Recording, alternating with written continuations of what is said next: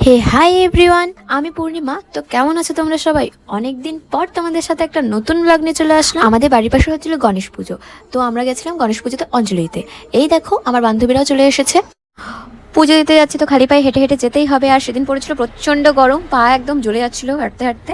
এই দেখো আমরা প্রায় মণ্ডপের কাছে চলেই আসলাম, কিন্তু গিয়ে দেখি যে তখনও অঞ্জলি শুরুই হয়নি, তখনও পুজো হচ্ছিল। অনেক মানুষ আসেইনি প্রায় বলতে গেলে।